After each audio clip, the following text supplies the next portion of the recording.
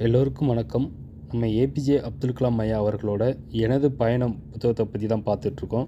இன்றைக்கி நம்ம பார்க்க போகிற சாப்டர் 6, எனது முதல் வழிகாட்டி அகமது ஜலாலுதீன்.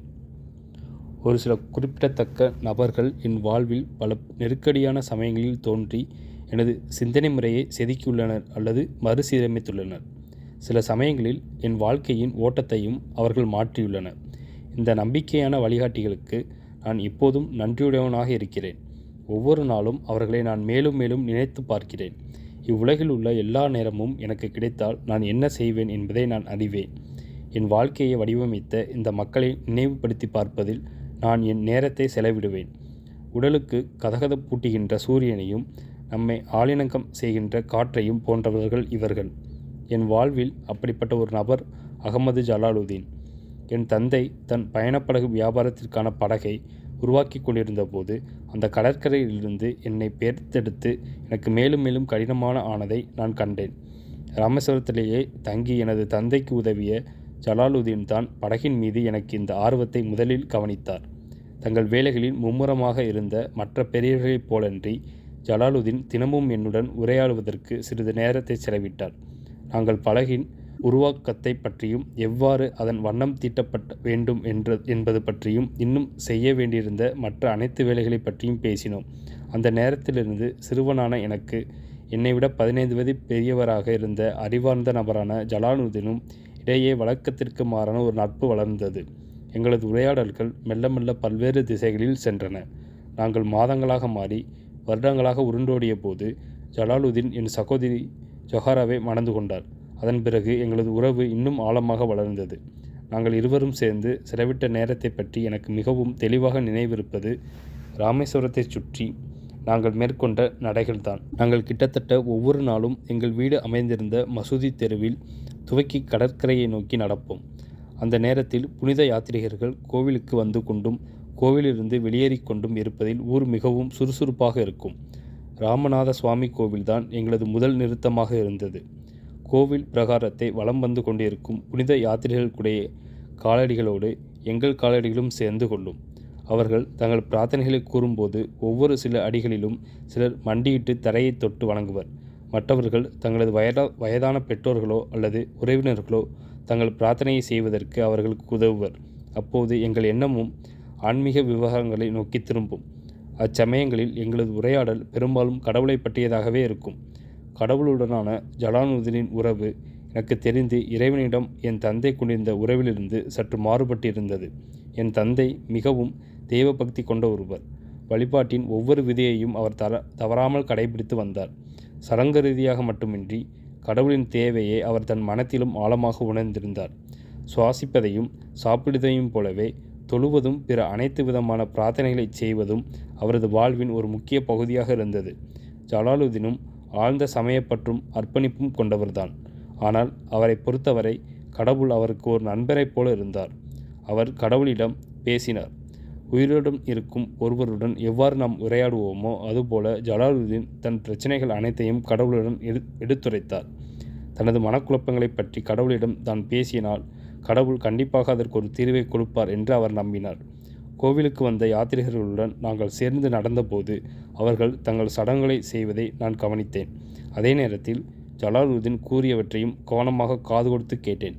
என் மனதில் இவ்விரு சமய நம்பிக்கைகளும் ஒன்றர கலந்தன. ராமேஸ்வரத்தின் இந்த சலனமற்ற சூழலில் விசுவாசமிக்க பக்தர்கள் இத்தனை பேர் வெவ்வேறு மொழிகளில் கூறிய பல்வேறு சமய நம்பிக்கைகளிலிருந்து பிறந்த பிரார்த்தனைகள் வெவ்வேறு கடவுளை சென்று அடைந்து கொண்டிருந்தன என்பது சாத்தியம்தானா என்ற கேள்வி என்னுள் எழுந்தது. நிச்சயமாக அது சாத்தியமில்லை என்றே எனக்கு பட்டது. எல்லோருடைய பிரார்த்தனைகளையும் ஒரே ஒரு பொதுவான கடவுள்தான் செவிமடுத்து கொண்டிருந்தார் என்று நான் உறுதியாக நம்பினேன். கடவுளை எல்லா இடங்களிலும் பார்ப்பதற்கு தன்னை அனுமதித்த ஒரு தனிச்சிறப்பான தொடர்பை என் நண்பர் ஜலாலுதீன் கடவுளிடம் வைத்திருந்தார் என்றும் அதுதான் கடவுளிடம் தாராளமாக பேசுவதற்கு அவரை அனுமதித்தது என்றும் நான் நம்பினேன். ஜலாலுதீன் தன் குடும்பத்திற்காக சம்பாதிக்க வேண்டியிருந்த காரணத்தால் சிறு வயதிலேயே அவர் ஒரு வேலையில் சேரும்படி ஆயிற்று.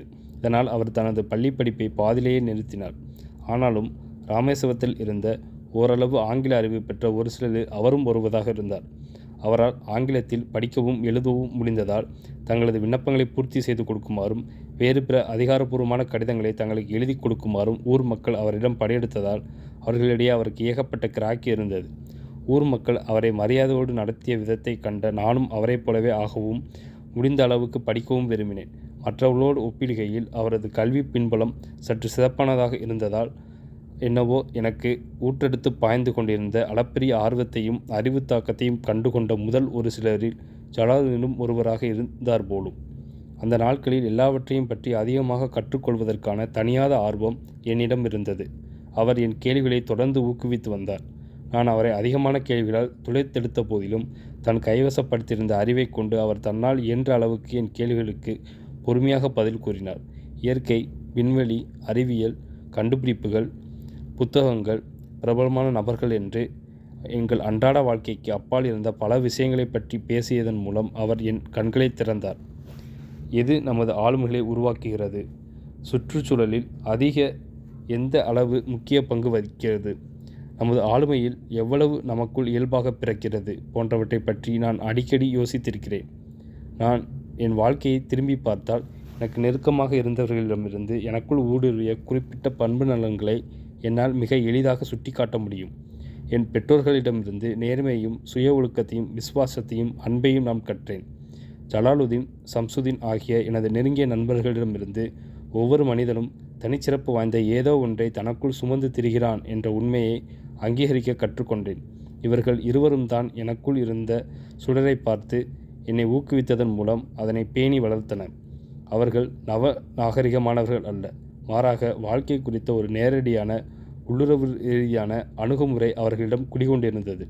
என் கேள்விகளையும் லட்சியங்களையும் நான் வெளிப்படுத்துவதற்கு முன்பாகவே அவர்கள் அவற்றை தெரிந்து கொண்டிருந்தனர்.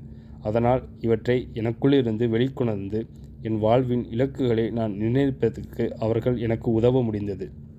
ராமநாதபுரத்தில் ஒரு பெரிய பள்ளியில் நான் என் படிப்பை தொடர விரும்பிய போது ஜலாலுதீன் தான் அதற்கான ஏற்பாடுகளை செய்து அங்கு என்னுடன் வந்து அங்கிருந்த ஸ்வார்ட்ஸ் உயர்நிலைப் பள்ளியில் நான் நல்லவிதமாக காலூன்றி கொள்வதற்கு எனக்கு உதவினார். தான் வளர்ந்து வந்த ஊருக்கு வெளியே இருக்கும் எதை பற்றியும் தெரிந்திருக்காத சிறுவனான எனக்கு ராமநாதபுரம் கூட ஒரு மிகப்பெரிய மாற்றாக இருந்தது. என் குடும்பத்தார், எனக்கு பரிச்சயமான சூழல்கள், என் தாயார், அவரது சமையல் ஆகியவற்றை குறித்து நான் இயங்கத் துவங்கினேன். அந்த நேரத்தில் நேர்மறை சிந்தனையின் சக்தியை என்னுள் விதைத்தவர் ஜலாலுதீன் தான். ஒரு சிறந்த கல்வியை பெற வேண்டும் என்ற எனது விருப்பத்தை நான் நிறைவேற்ற விரும்பினால் இத்தகைய உணர்ச்சிகளை நான் கட்டுப்படுத்த வேண்டியது அவசியம் என்று அவர் என்னிடம் கூறினார். எப்போதெல்லாம் எனக்கு என் வீட்டை பற்றிய நினைவு வந்ததோ, எப்போதெல்லாம் நான் மிகவும் வருத்தமடைந்தேனோ, அப்போதெல்லாம் அவரையும் அவருடைய வார்த்தைகளையும் நான் நினைத்து கொண்டேன். எனக்கு பரிச்சயமில்லாத மாணவர் விடுதி வாழ்க்கையில் மூழ்கி முத்தெடுப்பதற்கு எனக்கு தேவைப்பட்ட துணிச்சலை அவர் எனக்கு கொடுத்தனர். நான் பெரியவனாக வளர்ந்து எனது நடவடிக்கைகளை எனது முழு கட்டுப்பாட்டிற்குள் கொண்டு வரும் வரை என் வாழ்வின் ஒவ்வொரு நிலையிலும் ஜலாலுதீன் என்னுடன் தொடர்ந்து நடந்து வந்தார். நான் தடுமாறிய போது அவர் என்னை கைதூக்கி விட்டார். என்னால் தொடர்ந்து முன்னேறி செல்ல முடியாமல் போன போது அவர் என்னை ஊக்குவித்தார். புற உலகில் முதலில் நான் தன்னந்தனியாக காலெடுத்து வைத்த போது அவர் எனக்கு பக்கத்துணையாக நின்றார். மும்பையில் உள்ள சாண்டா குரூஸ் விமான நிலையத்துக்கு அவரும் சம்சுதீனும் என்னுடன் வந்த நாளை என்னால் எப்படி மறக்க முடியும்? ஏனெனில் 20 வருடங்களுக்கு முன்பு ராமேஸ்வரத்தில் யாருமே கற்பனை செய்து பார்த்திராத ஒன்றை நான் செய்யவிருந்தேன். ஓர் 6 மாத பயிற்சி திட்டத்தில் கலந்து கொள்வதற்காக அமெரிக்காவில் உள்ள நாசாவிற்கு நான் செல்லவிருந்தேன். நான் அப்போது ஒரு பொறியாளராக ஆகிவிட்டிருந்தேன். இந்திய தேச விண்வெளி ஆய்வுக்குழு என்னை ஒரு ராக்கெட் பொறியாளராக ஏற்றுக்கொண்டிருந்தது. சாண்டா குரூஸ் விமான நிலையத்தில் ஜலாலுதீனும் சம்சுதீனும் என்னை வழியனுப்பி வைத்தனர். வெளிநாட்டு பயணிப்பது குறித்து நான் கொண்டிருந்த பயம் மும்பை போன்ற ஒரு பெரிய நகரத்தில் இருப்பது குறித்து அவர்கள் கொண்டிருந்த கவலையில் பிரதிபலித்தது. ஆனாலும் அவர்கள் தங்கள் கண்ணியத்தை ஒரு கவசம் போல தங்கள் மீது சுமந்து திரிந்தனர். விமான நிலையத்தின் வாசலில் நான் அவர்களிடம் விடைபெற்று கொண்டதும் அவர்களது நேர்மைத்தன்மையும் நன்னம்பிக்கையும் அலைகளென என்னை வந்தடைந்ததை நான் உணர்ந்ததும் என் நினைவுக்கு வருகின்றன. என்னில் இருந்த நல்லவற்றை மட்டுமே பார்த்தவர்கள் அவர்கள். நான் எப்போதும் சரியான பாதையையே பின்தொடர்ந்து செல்வேன் என்று என் மீது அவர்கள் அதீத நம்பிக்கை கொண்டிருந்தனர். விமான நிலையத்தில் நின்று கொண்டிருந்த நான் அவர்கள் மீது கொண்டிருந்த அன்பால் உணர்ச்சி வசப்பட்டேன். கண்ணீர் என் கண்களை நிரப்பியது. கண்ணீருக்கு இடையே என் பார்வை தொடர்ந்து அவர்கள் மீது நிலைத்து நின்றபோது ஜலாலுதீன் என்னிடம், அப்துல், நாங்கள் எப்போதும் உன்னை நேசித்து வருகிறோம். எங்களுக்கு உன் மீது வானளாவிய நம்பிக்கை இருக்கிறது. நாங்கள் எப்போதும் உன்னை குறித்து பெருமிதம் கொள்வோம் என்று கூறினார். அந்த ஊக்குவிப்பு வார்த்தைகளை என்னால் எப்படி மறக்க முடியும்? ஜலாலுதீன் என் கையை பிடித்து கொண்டு இவ்வுலகில் நடக்க எனக்கு கற்றுக் கொடுத்ததோடு மட்டுமன்றி எப்படி வாழ வேண்டும் என்பதையும் எனக்கு கற்றுக் கொடுத்தார் என்று நான் இப்போது திரும்பி பார்க்கிறேன். அவரது தாக்கம் எனது குடையின் கீழே நான் எனது சொந்த யோசனைகள் மற்றும் படைப்பு சிந்தனை முறையை கொண்ட ஒரு மனிதனாக உருவெடுத்தேன். அவரது அந்த தாக்கம் அவரை விட்டும் என் குடும்பத்தினரை விட்டும் நான் வெகு தூரம் சென்று இவ்வுலகில் எனக்கான பாதையை நான் வகுத்து கொண்ட பிறகும் கூட என்னுள் தொடர்ந்து இருந்து வந்துள்ளது. செம்மையான வாழ்வின் வழிமுறைகளை எனக்கு கற்றுக் கொடுத்திருந்த அவர் வாழ்வை மிக கடுமையான மிக நிரந்தரமான ஒன்றான இறப்பை பற்றி மட்டும் எப்படி எனக்கு கற்றுக் கொடுக்காமல் போயிருந்தார். இந்திய விண்வெளி ஆராய்ச்சி நிறுவனத்திற்கான SLV-3 ராக்கெட் பணித்திட்டத்தில் நான் வேலை செய்து கொண்டிருந்த போது எனது நண்பரும் வழிகாட்டியுமான ஜலாலுதீன் காலமாகிவிட்டதாக ஒரு நாள் எனக்கு செய்தி வந்தது. அது என்னை ஆழ்ந்த அதிர்ச்சிக்குள்ளாக்கியது. ஜலாலுதீனுக்கு அது காலமாகக்கூடிய வயதல்ல. அச்செய்தி எனக்கு கிடைத்தபோது நான் ஊமையானேன். இது எப்படி நிகழ்ந்திருக்க முடியும்? நாம் எல்லோரும் உயிரோடு இருக்கும்போது இவர் மட்டும் எப்படி இறந்து போனார்? அதிர்ச்சியில் நான் பேசிய வார்த்தைகள் அர்த்தமற்றவையாக இருந்தன என்பது எனக்கு நினைவிருக்கிறது. திறந்த ஜன்னல்கள் வழியாக காற்று வீசிக்கொண்டிருக்க, மக்கள் கூட்டம் அலைமோத, உள்ளூர் சாலைகளில் உருமிக்கொண்டும் சீறிக்கொண்டும் சென்ற பேருந்துகளில் நான் எங்கள் ஊருக்கு திரும்பிச் சென்றபோது சக பயணிகளின் இடைவிடாத பேச்சிற்கு இடையே நான் முற்றிலும் தனிமையில் இருந்ததாக உணர்ந்தேன். நமது குழந்தை பருவத்தின் நினைவுகளை நமக்கு பின்னால் விட்டு செல்ல வேண்டிய ஒரு காலகட்டம் நம் ஒவ்வொருடைய வாழ்விலும் வரும்போதும் இது அதற்கான என்னுடைய முறை. ஜலாலுதீனோடு கூடவே என்னில் ஒரு பகுதியும் காணாமல் போனது. வழிநடத்தப்பட்ட வேண்டியிருந்த டஜன் கணக்கில் கேள்விகள் கேட்ட, தான் என்ன செய்தாலும் தன் கைகளை பிடித்து கொண்டு தன்னை வழிநடத்துவதற்கு 2 அன்பான கரங்கள் எப்போதும் தயாராக இருந்தன என்பதை அறிந்திருந்த அச்சிறுவன் என்றைக்குமாக மறைந்து விட்டான். நான் என் கண்களை மூடிய போது கடந்த கால காட்சிகள் அவற்றில் பளிச்சிட்டன. நான் ராமநாதபுரம் செல்வதற்கு புறப்பட்டது, என் புத்தகங்களை வாங்குவதற்கு ஜலாலுதீன் பணத்திற்கு ஏற்பாடு செய்தது, சாண்டா குரூஸ் விமான நிலையத்தில் கண்களில் கண்ணீர் வடிய அவர் நின்று கொண்டிருந்தது ஆகியவை வரிசையாக என் கண்முன்னே வந்து போயின. ஜலாலுதீனின் கண்களில் வழிந்து கொண்டிருந்த கண்ணீர் ஒரு குழந்தை உண்மையிலேயே நேசித்து வளர்த்து வந்தவர்களால் மட்டுமே உணரப்படக்கூடிய தாழ முடியாத பெரும் விதத்தால் ஏற்படுகின்ற கண்ணீராகும். எங்களது சிறிய ஊரின் மலர் நிறைந்த கடற்கரையில் என்னுடன் நடந்து கொண்டே வானில் இருந்த நட்சத்திரங்களையும் நிலவையும் சுட்டிக்காட்டி சூரியன் இறுதியில் கடலுக்குள் மூழ்கும் போது அது எங்கே போகிறது என்பதை அவர் எனக்கு விளக்கியதை என் மனக்களில் நான் பார்த்தேன். நான் எங்கள் வீட்டை சென்றடைந்த போது எனது சகோதரி தாழ முடியாத துயரில் இருந்ததை கண்டேன். அவரது சிறிய வயது மகள் மெஹபூப்பும் அவருடன் இருந்தாள். உரிய காலத்திற்கு முன்பே அக்குழந்தை தன் தந்தையை காலனுக்கு பறி கொடுத்து விட்டிருந்தார். பிறகு நான் என் தந்தையை சந்தித்தேன். அவருக்கு இப்போது 100 வயது ஆகியிருந்தது. ஆனால் அவருக்கு உண்மையிலேயே வயதாகிவிட்டிருந்ததாக முதன்முறையாக அப்போதுதான் எனக்கு தோன்றியது. தன் மருமகனை இழந்தது குறித்து வருத்தம் அவருக்குள் எதையோ கிளறிவிட்டது போல தோன்றியது. நாங்கள் எங்கள் அன்புக்குரிய ஜலாலுதீனின் இறுதிச் சடங்குகளை செய்தோம். இவ்வளவு நடந்து கொண்டிருந்த போதும் என் கண்களில் ஒரு துளி கண்ணீர் கூட வரவில்லை. நான் பல குழப்பமான நினைவுகளிடையே ஒரு பிரமையில் நடந்து கொண்டிருந்தது போலிருந்தது. ஜலாலுதீனும் உடலை புதைத்த பிறகு தனது தள்ளாத வயதிலும் வாழ்க்கை குறித்து மிகச் சீரிய கண்ணோட்டத்தை கொண்டிருந்த என் தந்தை என் கைகளை பிடித்து கொண்டு தன் பக்கத்தில் என்னை அமரச் செய்தார். அவரும் அழுதிருக்கவே இல்லை என்பதை அப்போதுதான் முதன்முறையாக நான் கவனித்தேன். அவர் என்னிடம், அப்துல், கடவுள் எப்படி நிழல்களை வலிமைப்படுத்துகிறார் என்பதை நீ கவனித்திருக்கிறாயா? அவர் விரும்பியிருந்தால் அவற்றை நிரந்தரமானவையாக அவரால் ஆக்கியிருக்க முடியும். ஆனால் அவர் சூரியனை அவற்றின் வழிகாட்டியாக ஆக்கி மெல்ல மெல்ல அவற்றின் அளவை குறைக்கிறார். நாம் ஓய்வெடுப்பதற்கான கடவுள் இவரை படைத்துள்ளார். அவர் ஜலாலுதீனை ஒரு நீண்ட கனவுகளற்ற முழுமையான உறக்கத்திற்கு அனுப்பி வைத்துள்ளார். அல்லாவின் விருப்பமின்றி எதுவும் நிகழ்வதில்லை. நாம் அவர் மீது முழுமையான நம்பிக்கையையும் விசுவாசத்தையும் வைக்க வேண்டும் என்று கூறினார். நான் அமர்ந்து என் தந்தையின் அறிவார்ந்த வார்த்தைகளை அசை போட்டேன். மரணம் என்பது நாம் பயப்பட வேண்டிய ஒன்று அல்ல. மரணத்தை நான் அந்த கண்ணோட்டத்தில் ஒருபோதும் பார்த்ததில்லை. ஆனாலும் மரணம் கொண்டு வருகின்ற வருத்தத்தை அவ்வளவு எளிதாக உதறிவிட முடியாது. நமது வேலை வரும்போது நாமும் இப்புவியை விட்டு போகத்தான் போகிறோம். ஆனால் தன் குழந்தைகள் வளர்ந்து பெரியவர்களாக ஆவதை பார்க்காத அவர்களுக்கு, திருமணம் ஆவதை பார்க்காத அல்லது தங்களது பேரன் மற்றும் பேத்திகளோடு விளையாடாத ஜலாலுதீனை போன்ற சில மற்றவர்களை விட சிறிது முன்னதாக போகும்போது இதயத்தை முழுவதுமாக சூழ்ந்து கொள்கின்ற அந்த வருத்தம் ஒருவர் தன்னை தேற்றிக்கொண்ட தொடர்ந்து வாழ வேண்டிய ஒரு நிதர்சனமாகும். எனது நண்பர் அகமது ஜலாலுதீன் பலருக்கு மிக சாதாரணமான ஒரு நபராக இருக்கலாம்.